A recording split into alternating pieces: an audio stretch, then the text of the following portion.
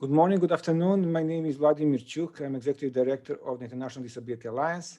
Welcome to this side event. We will just give a few more seconds until everybody joins. Thank you very much.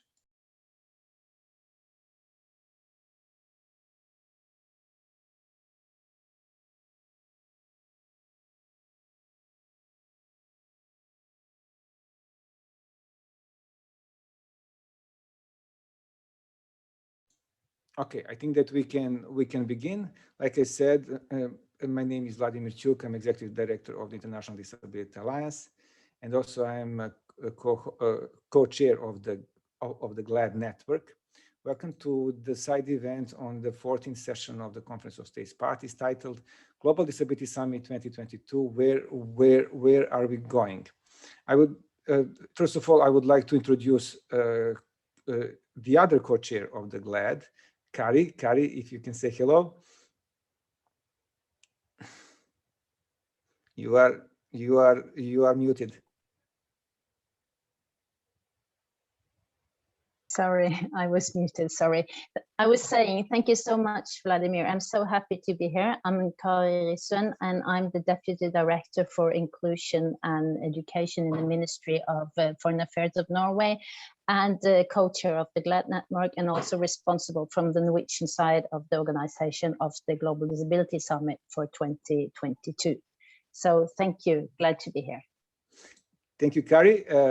Welcome. So first of all, a couple of housekeeping matters. We have sign language for now. We have some technical difficulties with the sign language, so hopefully we will be resolving it as we speak. Thank you for that. We will have also closed captioning for this side events, and you can ask your questions to speakers by using the questions box. And we will give our best to respond to these questions either throughout this side event or by the end. We have 4 distinguished speakers today, and I will give a floor to Kari later on to present them all to you.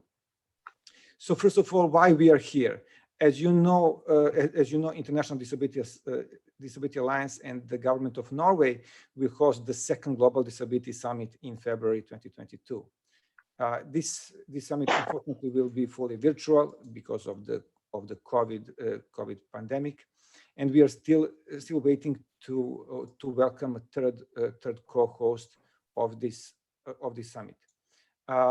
We are hoping that the 2nd summit will continue to mobilize efforts for the implementation of the Convention on the Rights of Persons with Disabilities, to reconfirm a commitment to the principle of leaving no one behind, and also to look at the building back or building forward a better, more inclusive world with regards to COVID-19. It is happening in a very timely moment for the world, so we should all see this Global Disability Summit as a unique and tremendous opportunity and responsibility to do more. To reflect a little bit back, first Global Disability Summit was held in 2018 in London, and it was, to say the least, a historic moment for disability rights movement and for the inclusion of the rights of persons with disabilities. It saw the change and completely how we saw advocacy. Before that, it was completely transformed. It started the new era for the disability rights movement, as Penny, who will be speaking a little bit later, she so very well said.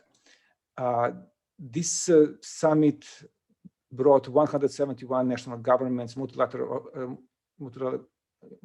agencies, donors, foundations, private sector, and society organizations, which made 968 individual commitments. And these commitments are really the core of the summits, let's say. And so commitments were envisioned as practical, time-bound, very much action-oriented objectives and tasks that each of the organizations or governments are making and taking on themselves to implement CRPD. So this is not meant to be new CRPD or anything like that. It's just simply motivational, inspirational moment in which people commit to do more. And since 2018, we saw a lot of implementation of these commitments, and we issued from the GDS Secretariat issued actually 2 reports on the implementation of the commitments from the summit from 2018. And these reports reflect the progress that different parties are taking in terms of the commitments, and we can demonstrate that more and more of them are being implemented. I think that, or at least under implementation. Just to give you a flavor, for example, Kenya, who was a third co-host of the summit in 2018, just last week reported to the African Commission about GDS. They were reporting on the rights of persons with disabilities in their annual regular report, and within they reflected back on 2018 and committed to the implementation of their commitments that they took. So it is still, we are hearing constantly about implementation of commitments, which speaks about importance of the summit. And we hope to see the same from 2022 and even more. So that's why we are here today, both to reflect back to see on the achievements that were made, but also to look forward and to look at the national consultations that are taking right now in the direction of framing the summit 2022, and also to think about how we should prioritize our work. I will stop here and leave the floor to Kari, who will be taking us through the main part of the session, and that will be with our distinguished speakers. Thank you, Kari. Please. Thank you so much, Vladimir. And just during this session, we will hear of progressing commitments from our members. And we're so lucky that we have Penny Innes from the Foreign Commonwealth and Development Office from the Government of the UK here today. And Penny is the director of the Disability Unit, and her team was instrumental in leading and delivering the GDS in 2018. So Penny, I will come to you first. We would love to hear about the commitments the UK made and how you have been getting on with those. Any lessons learned and challenges, we'd be glad to hear. Over to you, Penny. Thank you. Thank you so much, Kari. And it's fantastic to be part of this GLAD event with friends from all over the world. When we were planning the 2018 Global Disability Summit, we wanted it to create real and meaningful change. We were determined it wouldn't be just a talking shop. So we were really delighted with the range of commitments that were made that Vladimir set out, and from so many different organizations as well. But we all know that COVID-19 has been a huge setback for people with disabilities. And so my hope and my expectation for the Global Disability Summit in 2022 will build on the previous successes and to really rekindle the impetus on disability inclusion that we need worldwide.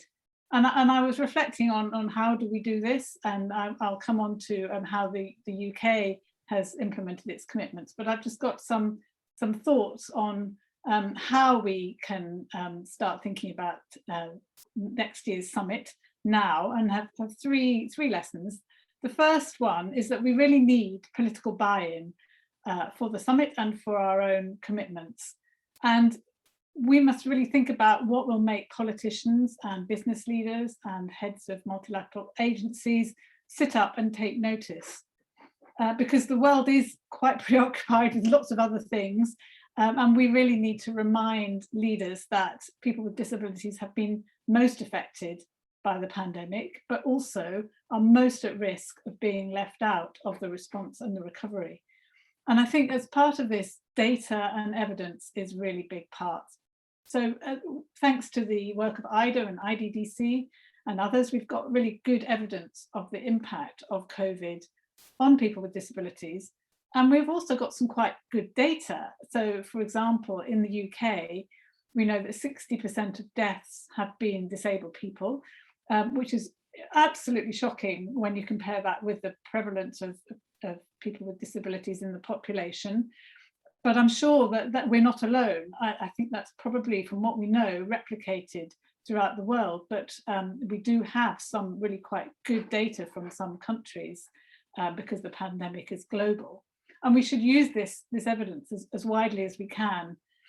And another way to get political buy-in, I think, is to create a real buzz around the event and to create a moment that people really take notice of. And last time, in 2018, we tried to involve some really big names, which didn't really work out. But I'm quite glad it didn't, because it meant that people with disabilities were really centre stage, which is what we need. But I do wonder whether this year we should be thinking about big names and to capture people's attention, because the summit will be virtual. That's one thing maybe we should think about. And another thing also to get that buy-in is innovation. That always captures attention. So showcasing new technologies and digital and scientific advances, and drawing attention particularly to the growing digital divide, and also the solutions that can address it. And also, just my final thought on how do we capture attention, we could also make use of the virtual nature of the summit to perhaps through a 24-hour rolling event to show that it's global, and then we could start with action in one part of the globe and kind of roll through the day. So just some thoughts on how we create that all-important buy-in. And my second thought is about starting really early, and that was really critical for the commitments that the UK made last time, because it does take time to identify ambitious commitments and then get them to be agreed. So speaking from my own organisation, which is a big government department, you need to have the discussions with your policy colleagues, and that takes time. But then you also have multiple layers of management to get agreement from, which I know is also the same in other big organisations. So I think what's needed is to start fairly soon to tie down the sectors that we want to focus on next year. So perhaps global health responses because of COVID, of course, but also disability responsive climate action, as the UK is hosting COP26 this year. So for us, we see it as a real opportunity to build greater inclusivity into COP26 event itself and through international partners. So climate change is obviously very important, and then also data collection. We always talk about it, and it is so important to be able to collect data. So I would suggest that might be another area to focus on. And I know so much thought and consultation is going on in right now in the choice of those sectors. And I'm looking forward to hearing the outcomes so that we can get started to identify commitments. And so thirdly, thinking about implementation and what worked in the UK, I think one thing that was important was to have shared commitments that several partners in different countries were working on together. And also thinking, I think as we look forward, we should be thinking about what commitments were made and perhaps reviewing the previous commitments so we build forwards rather than looking back, so that we really push the needle forwards to future progress. So just in the UK made 17 commitments at the summit in 2018, and we have delivered on 14 of them, and the other 3 are on track. So just a few examples of what those commitments were. We launched several big new disability programs through consortia led by our partners Sightsavers and also Leonard Cheshire. And these programs are up and running and delivering great outcomes. And they've also done great work to pivot to COVID-19 and support organisations with persons with disabilities and get messages out to people with disabilities. Secondly, we set up new projects through one of our education programmes called the Girls Education Challenge, and that supports highly marginalised girls attend school. And the programme has supported over 100,000 girls with disabilities into education. And then there's just a third example. We signed the important Inclusive Data Charter and published an action plan, which we are implementing. So thinking about what made that implementation successful, and I think overall putting people with disabilities at the centre of that is absolutely crucial, and the only real way that we can implement. So we're learning lessons on how best to do that. We're learning all the time, but having that mindset, I think, is the most critical thing. But then if commitments are to be delivered, I think we also need to think ahead about the practicalities. So, for example, to make sure that funding is available, to establish partnerships and collaborations. And in my experience, a lot of that work is done actually before the commitment is made. And that's really because that's when you have the impetus, that's when you have attention, and often inevitably after an event, the political focus moves on. So the more that you can do that groundwork and do the preparation and think about the practicalities, the more you can do that early, the more successful I think implementation is. So in summary, I'd say let's do everything we can to get buy-in from our leaders for the summit. Let's start discussing early now and really think ahead about implementation. And just one final thought, if I may. We've got Norway Summit in 2022, which I know will be a fantastic event and that keeps up global momentum and on disability inclusion. But we don't want that to be the last word. So I'm setting a challenge. Where will the next summit be? I don't know whether Vladimir, this might make Vladimir feel it's just too much to take on, but is anyone going to start thinking about Global Disability Summit 2025, which would be fantastic? Because let's be ambitious, and as always, now is still the time. So thank you very much, and back to you, Kari. Thank you so much, Penny, and thank you for all the good advices that you've been giving now and earlier. We're very grateful for that, and you ensure the continuation from the UK to Norway, so it's easier for us to take the torch, if you like.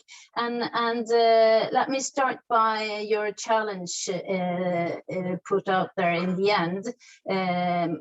Global Disability Summit 2025. I mean, I would be happy to receive suggestions as well.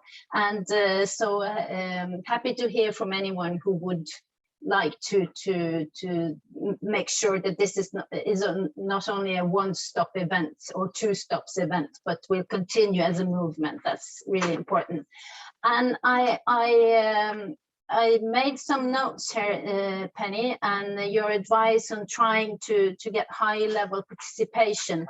And we really have started that work now to get the high-level participation to make sure that decision makers are there. That's really important. But at the same time, you need the people with disabilities own organizations to make sure that we get it right. Nothing about us without us, and we need to hear and listen to the people who are the most concerned. And I think that the fact that this will be a completely virtual meeting or summit would facilitate that broad participation. So we all would love to meet physically, which is the best always, but we shouldn't underestimate the fact that we can reach more people and maybe also reach the really high level people, decision makers, by having a virtual meeting. I also can assure you, Penny, that we will build on the Charter for Change and everything that was achieved in London. and thank you for all the preparations and the groundwork you did and how you started this movement, and that we will continue, and we will continue the successes, and we'll also try to pick up what where we need to make a push, so that is for sure.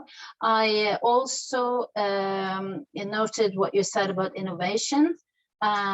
So we'll bring that with us further, and also the work on the commitments. And I can say that our political leadership has started the work on trying to collect commitments, and also from the Norwegian side, we are working on our own commitments, as we also, as you said, like the UK did. We need to bring in our own commitments, and so we're working on a strategy now on inclusion, our own strategy on inclusion in development policy, and also there is being issued now a white paper on national commitments to inclusion. So I've taken too much time, but you inspired me, Penny. So now let me next turn to our foundations, and Alison Hillman joins us from the Open Society Foundation. Alison is from the OSF Human Rights Initiative branch. Alison, can you tell us about the commitments OSF made in 2018 and how you've been getting on with those? Any lessons learned and challenges? Thank you, and over to you, Alison. Sure. Thank you so much, Kari. And I'm looking now to Vladimir to make sure that my sound is all right. Can you give me a nod, Vladimir? Perfect. Okay. Thanks so much. First of all, it's an honor and a privilege to be here with you all. So thank you so much to the GLAD Network, to Kari, to Vladimir for the invitation to speak today. I will begin with some of OSF's commitments made during the Global Disability Summit in 2018 and walk through some of the advances that we've had, but also highlight some of the challenges. And I think this is a work in progress. I think disability inclusion is a road that we're all on. I don't think that it's ever finished. But just to highlight a couple of those commitments, we did make a commitment around women and girls with disabilities. The specific commitment was ensuring that 75% of our programming on women and girls throughout the foundations includes the issues of women and girls with disabilities. So I'll say that we're on the road to fulfilling that commitment. We're working specifically with our women's rights program. We've done some co-funding in that area. And now through the GLAD Network, we're supporting the formation of a new working group that would focus on gender and the inclusion of women and girls with disabilities throughout not only our programming, but that of other members of this working group through the Global Action on Disability Network. One of the other commitments that we made was to establish a global hub on access to justice for people with disabilities. We have established that hub, which is to date a small working group of folks, but we are hoping to launch it publicly later this year. And so be able to support others with resources, with information, with referral on innovative practice of access to justice with people with disabilities. And particularly, we're looking at the barriers that justice systems establish and put in place when people with disabilities are interfacing with the justice system. So this could be when people interface with the police. It could be when people are before a judge and perhaps communicate in a way that the judge cannot understand. And also those who are denied the capacity to be a witness, to appoint their own lawyer. So we're looking at some of these crux issues and trying to develop some practice and then be able to share that with others. I do want to turn to some recommendations for the virtual summit. And one of the things that I've learned throughout this year of virtual meetings and leadership institutes and so forth is that having a space for breakouts having a space for whether it's virtual coffees or even a space after a session ends for people to engage more informally, I think that that helps to replicate the in-person nature. And lots of times I think that we have a conversation or there is a session and people are interested in having additional conversation, but yet that's cut short. So I think if we can open up the space, leave the space open, I've seen some really interesting opportunities for people to engage across geographies, across entities, if there's a space for discussion left open. Recommendations for success on the Global Disability Summit in 2022. As Vladimir mentioned, I think there's been some excellent work done on follow-up of the 2018 commitments. So I would really like to see that, following up on the implementation of those commitments. I think another piece of that could add to the success of commitments being implemented is engaging organizations of people with disabilities on the local level, particularly where they can interface directly with entities that have made commitments and support those entities in fulfilling those commitments. So I think if we could have some more engagement, some more support to organizations of people with disabilities to understand the excuse me, Alison. Yeah. Excuse me, Alison. Could you speak a little closer to your microphone, please? Oh, Some really? people is having difficulty. Yes, thank you. Oh my goodness, is this better? I can't believe this is. I'm so sorry. Don't be. Okay. All Just right. continue. Yeah. Low volume. Oh goodness. Okay, I'm so sorry. So let me just repeat that last point quickly, because I think it's an important one.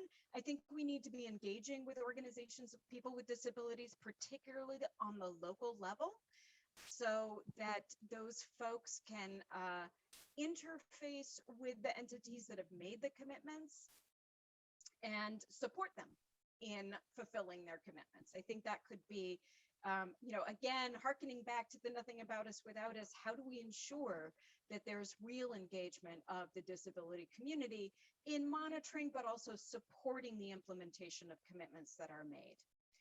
The final thing that I'd like to focus on is what I hope to see out of the Global Disability Summit in 2022.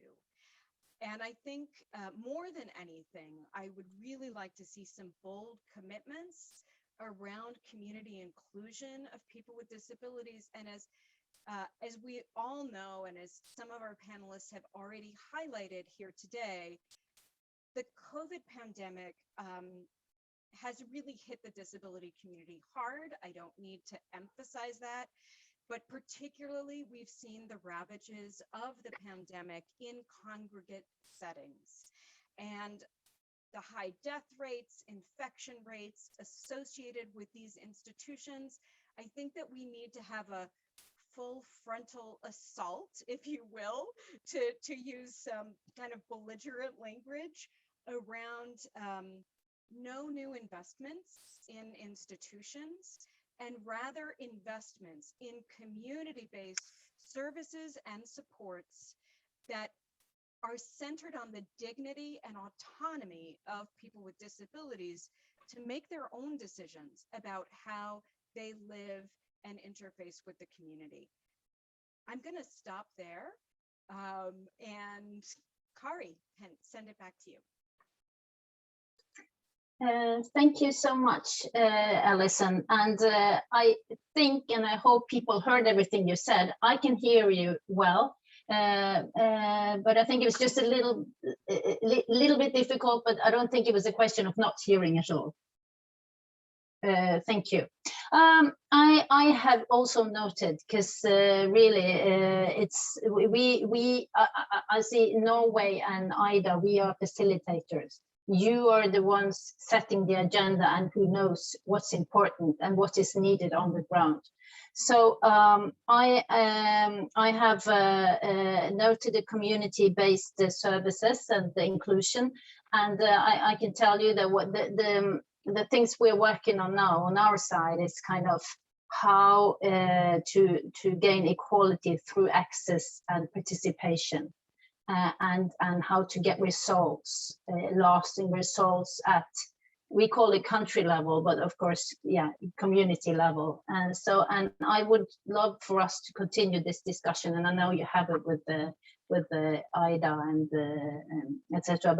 But I think this is really reminding us of what this is. And this is also why it's so important to ensure that the disabled people's organizations participate and have a voice also in the summit. And we need to find out together how we do this in practical terms. And we're working with our technical organizer, and this is a little bit new to them, but we try to find new platforms that can be used for interactive dialogues and maybe breakout sessions, as you said, and how to hear as many voices as we can without it becoming too long. And you know, we need interaction and not only speeches. Of course, you have to have the high level speeches, but then so maybe you could give us some advices, and then we also talked to Ida about this and how to proceed to get to make this as interactive and hear as many voices as we can, and make sure that people can participate. So I don't know, Vladimir, if you would like to add something to that. I'm sure you have some comments also.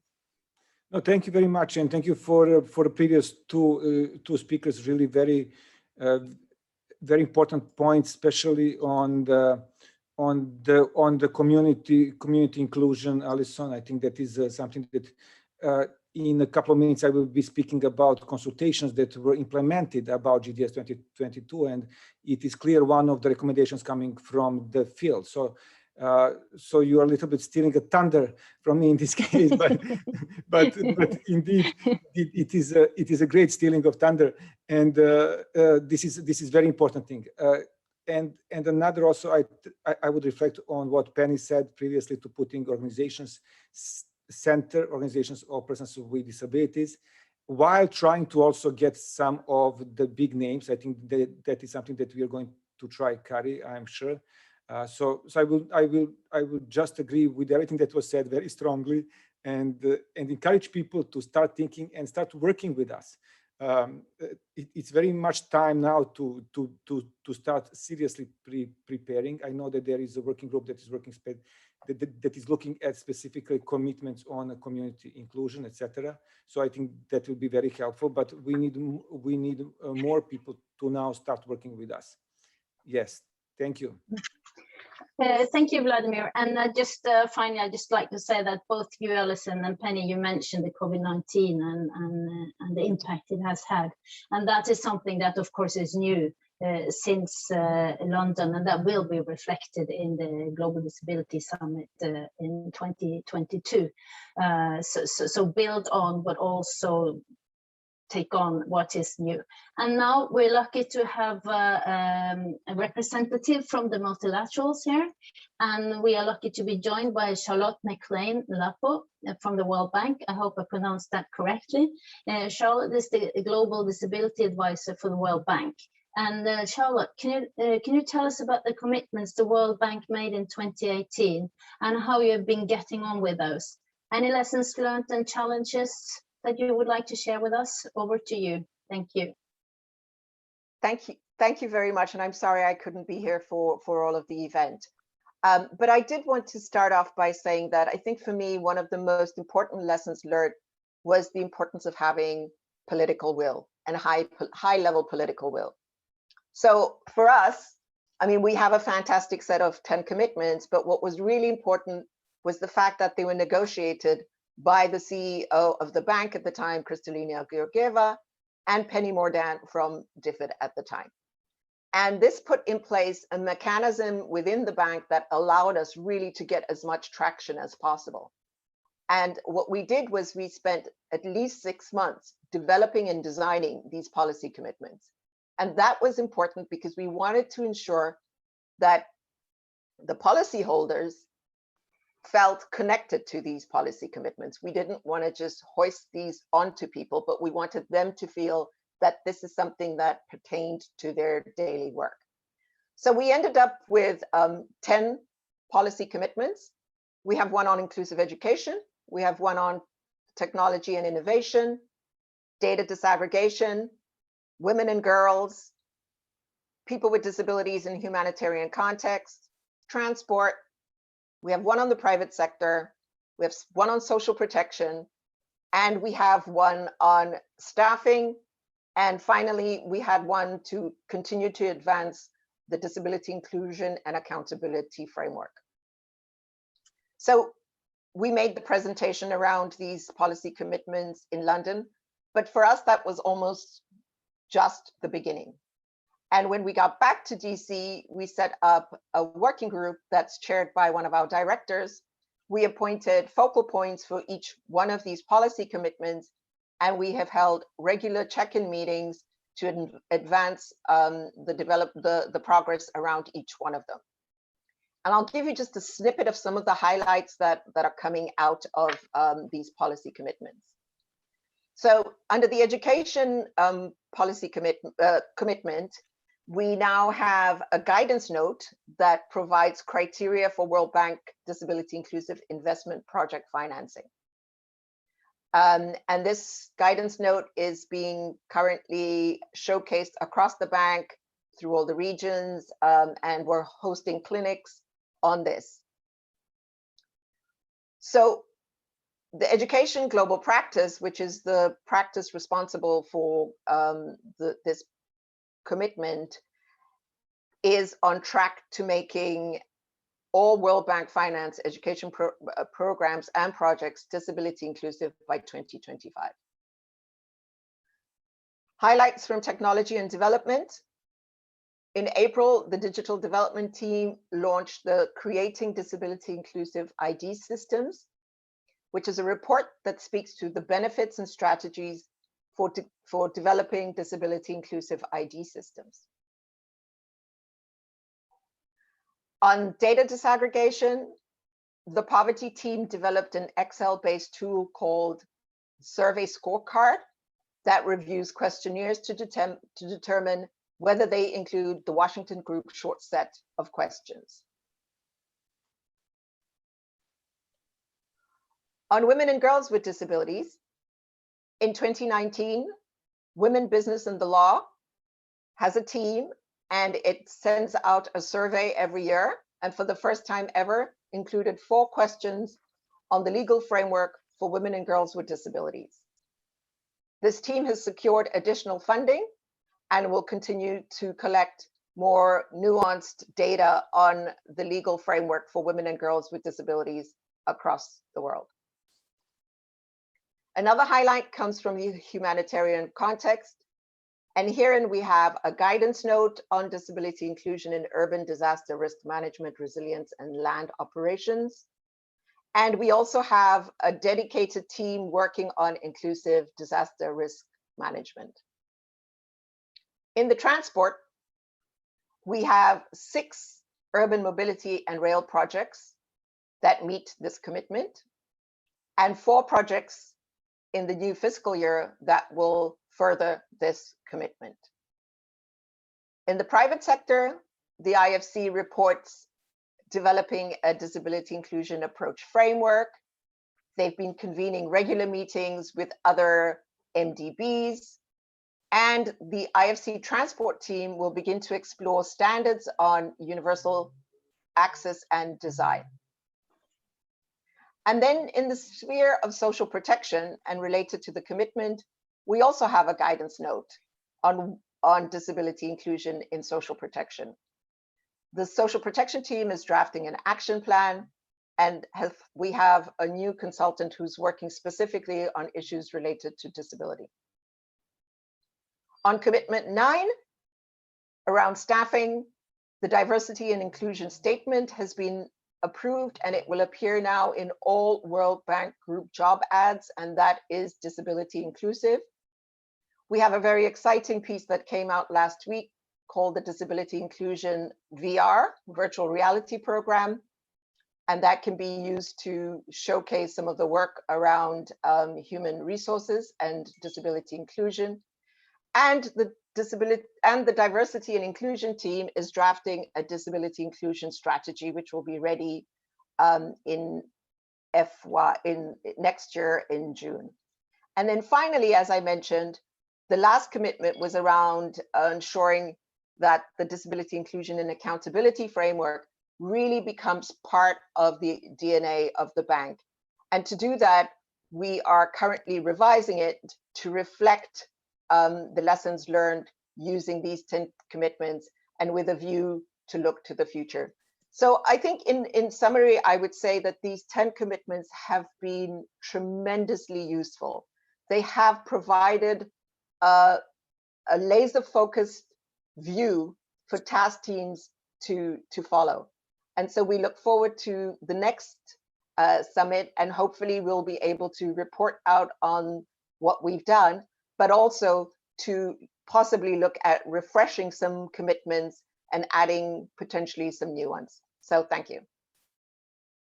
Thank you so much, Charlotte. And I think that the work that the World Bank has done is in this area is impressive and has changed the way you work, which means a difference, I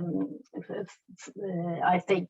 And I have noted that you are willing to come to Oslo, virtual Oslo, and report, and maybe have some new commitments coming, and we're very glad to hear that. So I thank you for that and for all the important work that the bank is doing on inclusion. Thank you so much. And now I will hand over to my co-chair, Vladimir, to take us through the next part of this session. Vladimir, are you ready? Thank you very much, Gary. Yes, indeed. Yes, indeed. I would just want, I want to also thank Charlotte for her presentation, and to also reflect on how we should think about incoming commitments, because some of the commitments, as we saw from the two reports, are still under implementation, and they should rightfully be for a long time under implementation, because they are major commitments. You know, yeah. If you take commitments to make your organization more inclusive, you will not do that in like 1 week. It will take you a lot of time. So some of the major commitments taken would need to be maybe refined, strengthened, maybe changed slightly, but also we are not looking at like starting a whole new set, because indeed we should have combination of the previous commitments not yet implemented but maybe strengthened, and as well new commitments from the new stakeholders or from the previous stakeholders just committing to like something new. So this is something that we should also need to think collectively about. But no, moving forward, so next speaker that we have today is coming from Ghana Federation of Disability Organization, Alexander Bankole Williams. And I would give him a floor, but just before doing so, I will speak a little bit about the role that persons with disabilities and organizations of persons with disabilities had in the first summit, and what is going to happen with the second summit, etc.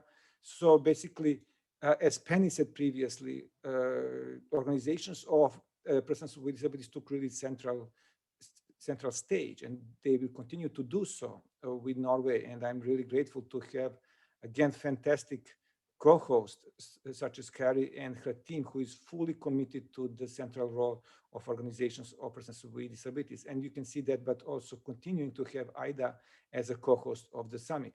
And we cannot forget about also our civil society connection mechanism that we put in place, where we have a number of organizations, including, and in the first place, Atlas Alliance from Norway, who is a great partner, who is really supporting us a lot, and where we are working in a close partnerships. So to look at what is the journey that we need to take between now and February 16 next year, we are starting to implement. We started actually, IDA started to implement 6 months ago consultations with organizations or persons with disabilities. And I'm pleased to report here today that since October 2020 until April 2021, IDEA implemented 27 national and 1 regional consultations in 26 countries with 840 participants. And this was all held in 23 different spoken and sign languages. 56% of all participants were women, 23% indigenous, and 38% from underrepresented groups. So you can see that we were trying to be very inclusive about participation and in involvement of organizations or persons with disabilities. So in this direction, these consultations were run to reflect on how different countries have implemented commitments made in 2018, and also to look at the future commitments and what themes they would like to recommend to co-hosts of the summit to take into consideration. So some of the recommendations are, I will just list them quickly: access to communication and information, access to justice, accessible transportation system, active citizenship and political participation, economic, social, and cultural rights, inclusive budgeting, independent living, inclusion in society. This is something that I mentioned previously, and the institutionalization, involvement of local communities and access to community-based services, legal capacity, rights to land and property, and sport and cultural events. So these are some of the themes that were recommended by local organizations or persons with disabilities, and I'm bringing you to you verbatim. And now you can click on the link that my dear colleague Chauria is sharing in the chat box to learn more in detail about these consultations. And also you can connect with her about the future consultations that will be happening on the ground. So very long introduction to say, Alexander, you have a floor. I'm so sorry to take a little bit of time, but you will talk us through a little bit about how consultations in Ghana are going, and what would you recommend for the Summit 2022? Please. Thank you very much, and for the opportunity and the platform. And let me indicate that we are excited particularly to participate in this side event as the Ghana Federation of Disability Organizations, because starting from way back 2018, we were one of the lead organizations that were engaged with regards to the issues that were to inform government's commitment in the 2018 summit.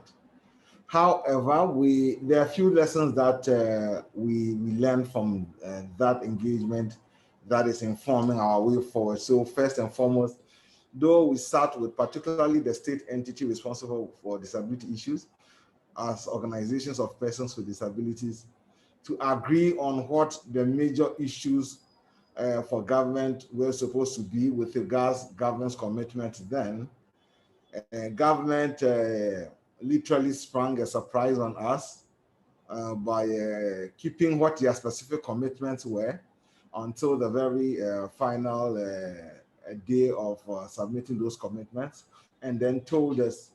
And it was quite problematic because we realized there are a lot of things that have been put in there in using some wrong text or some wrong descriptions, or some things that were not actionable properly as per the text of, provided.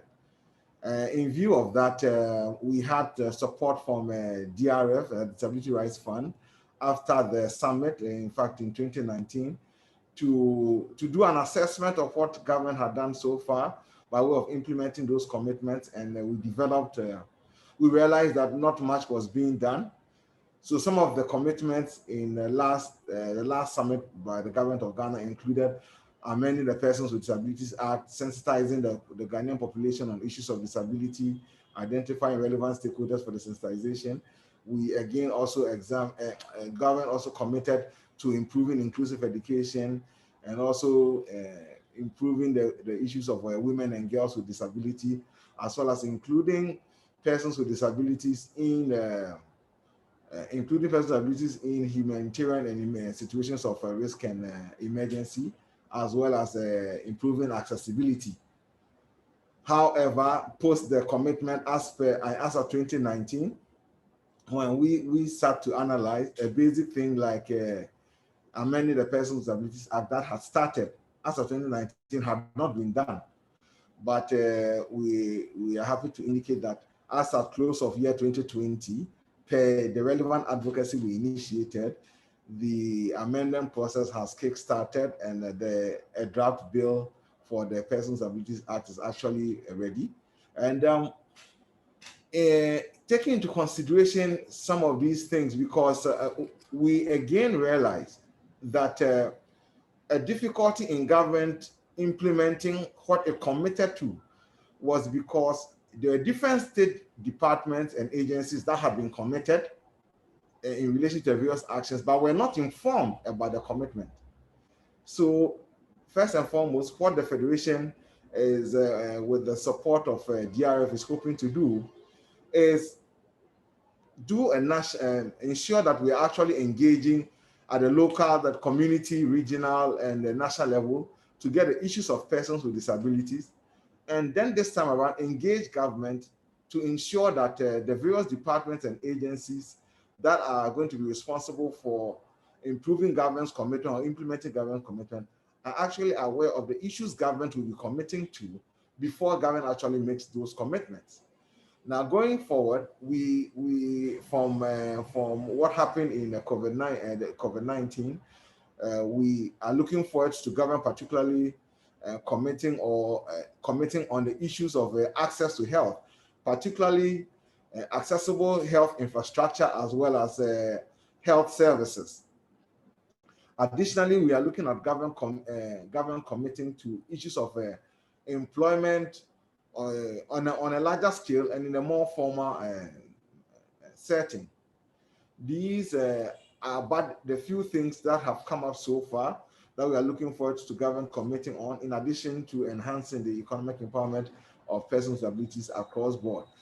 But as we do all these, we are interested especially in the minority groups and the persons with disabilities at the local level, engaging the state at that level for an inclusive budget development that would inform the various things that the government will seek to implement by way of the commitments that the government would commit to. So we are hoping that from 2022, the Global Summit, there will be a localization by way of community-based implementation of the respective commitments based on what the state seeks to address through the development of various budgets. I think at the time it's limited, but these are the few things that we have looked at and are hoping to do. And let me take the opportunity to express our gratitude to Disability Rights Fund for the support that they have provided, and indicate that we are looking forward to a lot more support to ensure that these things that we have planned come to fruition. Thank you for the opportunity. Thank you very much, Alexander, and indeed, thank you for presenting how process was unfolding and what you're doing with your membership at the country level and local level, and for reinforcing this idea about thinking about inclusive budgeting. I think this will be important as well. So thank you for your presentation, and I would just like to share a little bit more about preparation towards the summit, and especially about involvement of organizations or persons with disabilities beyond what I said previously. And namely, idea is launching a second global survey that will collect information about participation and involvement of organizations or persons with disabilities in decision making. First survey was very important, and it really provided a lot of recommendations and guidance For example, it informed UN PRPD new strategic operating framework, as well as UNDIS engagement guidelines with organizations of persons with disabilities. Over the last 2 years, both of these documents have been produced, and they rely heavily on the first survey that IDA has produced. So second one is continuing in the direction of this kind of what we call census of disability rights movement, to see where we stand in terms of implementation of Nothing About Us Without Us. So I would like to invite all of you to complete the survey and to help us with this process. But also, I want to inform you that IDA was tasked to produce GDS discussion paper on organizations of persons with disabilities engagement in a different level of decision-making process. So this will be in the direction of preparation for the GDS 2022. So together with Norway, IDA will produce this discussion paper. And in order to do so, we will invite many of you, all of you pretty much, to join a working group to prepare this position paper. We need recommendations, we need good practices that are coming from ground, so that we can slowly start to come together with a set of recommended commitments for the stakeholders. And these commitments would go in several directions, such as consultations or capacity building, etc., etc. So the goal is to produce a joint discussion paper that will be a guiding star for the GDS 2022, and also to produce a set of recommendations that for commitments for the stakeholders at the summit. So expect more information about this. We will share, we will invite you, and you will be able, first of all, to complete a survey, but also secondly, to join this working group in a production of this discussion paper. So thank you very much for that. Maybe this was too much information in a short period of time, but a lot of things are happening, and we need to share a lot. So we have still a little bit of time for questions answers. So I will hand over to Carrie if she can guide us through that part. So we have maybe 15 minutes left. Thank you so much, Vladimir, for this interesting and useful information. And I would like to ask Penny a question. If you're still there, Penny, are you? Yeah. I would like to ask you what you would recommend to governments to improve the inclusion of OPDs in the implementation of commitments. What would be your recommendations to government? Thank you, Kari. Checking you can hear me? We can hear you, yeah. Well, I guess what we did has been in the sort of being set out in the chat. So we supported the Disability Rights Fund, who we support anyway, but they really worked very closely with organisations of people with disabilities in particular countries to review the commitments that had been made by their government and to help them to advocate. And a particular opportunity for that is through CRPD reviews. So we were keen to kind of join up the process between the Global Disability Summit and the CRPD committee, so that they reinforced each other. And that has been really valuable, I think, in highlighting some of the Global Disability Summit commitments that were made, excuse me. And so I think what's important is to find ways to empower organisations of people with disabilities to really push on the national level commitments that are made, and to make sure that progress is iterative and continues, I think some of the commitments we can probably, you know, agree that weren't particularly impactful and can be set aside. And so let's identify ones where we could be building on them and making progress for the future. Thank you. Thank you so much, Penny. Again, for the good advices that you give to us, they're so valuable. Thank you. And I also have one question for Alison, if you're still here, Alison, and can hear me. Because you talked about helping local NGOs to ensure that no one's left behind. So what would you say are the mechanisms put in place to make this a reality on the ground? Or what mechanisms do we need to put in place? Thank you. So I think there have been some, and not if you can hear me, I've got my microphone right in front of my face. Okay. I think there's been some good work already done by, for example, the Disability Rights Fund. They had put something in the chat about some of the consultations that they had been doing and engagement. And I know that the International Disability Alliance is also doing a lot of that work. I think that we could engage private philanthropy. I would include my own organization, the Open Society Foundations. We do have regional offices in you know, a number of the regions throughout the globe. So perhaps we could also be a partner in that. I'm just trying to think creatively about how we get more folks involved in this and have some collaboration across our sectors to ensure that we're reaching as many people as possible. Thank you so much. Thank you. And then I have one question for Alex. Are you here? Yeah. Yeah. Anyway. No. Okay. So, okay, then back to you then, Vladimir.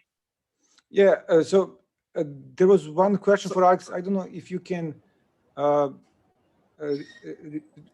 I had a question for Alex, but yeah, let's try. Sorry, is it me? Yes, let me just ask you a question now quickly. Okay. So basically, what methods we can use in our next global summit to ensure more fruitful and meaningful participation for disabled people at different levels, based on lessons learned from our first summit in 2018?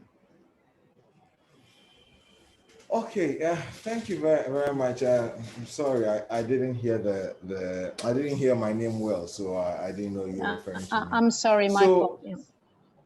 No, not to worry. So in relation to what can be done for the participation, the easier participation of persons with disabilities in the next summit, for me, particularly from the results point of view, as well as easy participation, looking at what happened to I in particular with my aid in 2018. I think the first thing has to do with the effective coordination of travel schedules. We ended up in 2018 arriving on the day, on the Tuesday of the summit instead of the Monday in London, and had to leave that same night. So we only had the opportunities to participate half a day in the actual summit. Again, at the summit, I think the means of taking questions and contributions was actually just by a social media platform. And some of us did not come equipped for that. So unfortunately, I sat there, but I was unable to ask the questions that I wanted to ask.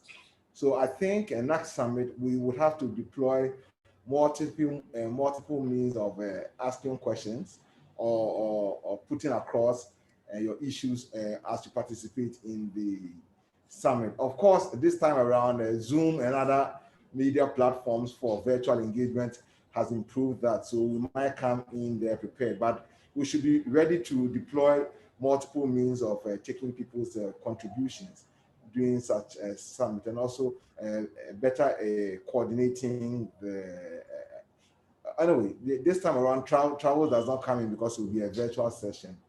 Other than that, I again think that finally, the experience from Ghana really taught us that there needs to be that good communication between the government and DPOs before and after. So governments should commit to sitting with DPOs post the summit to actually do a review for a comprehensive execution of the commitments. These would be my views for now. Thank you very much. Thank you, Alex, very much. Especially this last recommendation, I think, goes very much in line with everything that we spoke thus far. And I think that if I can try to summarize some of the key points, is one is that we need to try to work collectively. We need to try to work at the local level collectively. We should try to find channels of communication, to join different processes, to join different organizations that are working already in preparations for the summit, to look at the teams that are